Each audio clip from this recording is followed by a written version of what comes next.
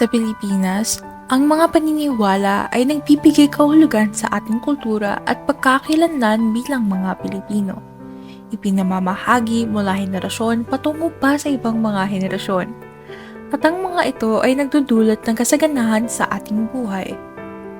Sa paglalakbay natin ngayon, ating tuklasin ang mga paniniwala at kung paano ito nagbibigay kahulugan sa ating lipunan. O batla, patnubayan mo kami sa aming mga pangarap at pangarap ng aming pamilya. Amen. Ang ating pananampalataya ay nagbibigay sa atin ng lakas sa bawat pagsubok.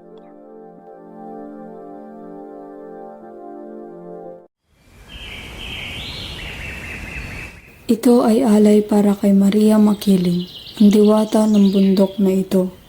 Ipinapakita natin ang ating pagmamahal sa kalikasan sa pamamagitan ng pag-aalaga sa mga puno at halaman.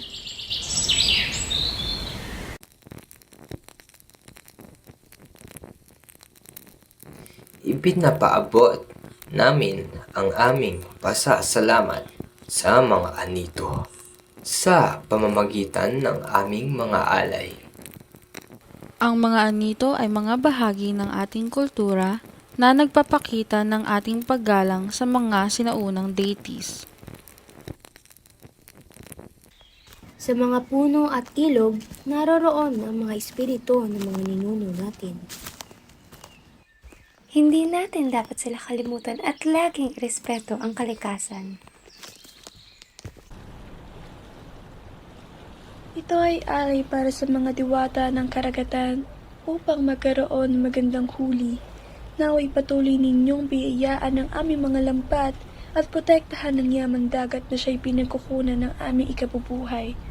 Bigyan ninyo kami ng lakas at karunungan upang mapangalagaan ang mga kayamanang ito. Di lamang para sa amin, kundi para na rin sa mga susunod na henerasyon. Naway maging simbolo ang aming pag-aalay na ito ng walang hanggang pasasalamat at pangako sa pagiging mga katiwala ng karagatan. Ang mga yamang dagat ay regalo ng kalikasan na dapat nating ingatan, naway pasalamatan natin ng may kapal sa yamang dagat na ibinigay.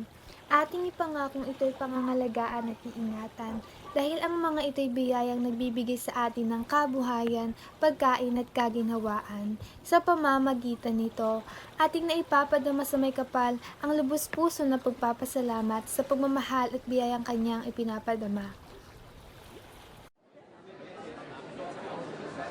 Ito ay para pag-aralan ang mga kasaysayan ng ating bayan at ipamahagi sa mga susunod na henerasyon. Ang tradisyon ng lakbay-aral ay nagtuturo sa ating na magmahal at alagaan ang ating kultura. Sa mga pagtatanghal at pagsasalaysay natin ngayon, natunghayan natin ang kahalagahan ng mga paniniwala sa kulturang Pilipino. Ipinapakita nito ang ating pagmamahal sa kalikasan, tradisyon at pagpapahalaga sa ating mga ninuno. Maraming salamat po sa inyong pakikinig sa aming espesyal na pagtatanghal. Sana inaiparamdam namin ang kahalagahan ng mga paniniwala sa inyo. Ang mga ito ay bahagi ng ating pagkakakilanlan bilang mga Pilipino at patuloy na nagpapalalim sa ating pagkakaisa. Ito ang inyong lingkod na tagapagsalaysay, nagpapaalam para sa araw na ito na puno ng pagmamahal at pagpapahalaga sa mga paniniwala ng kulturang Pilipino. At dito nagtatapos ang isa pang makulay na pag-ikot sa kulturang Pilipino.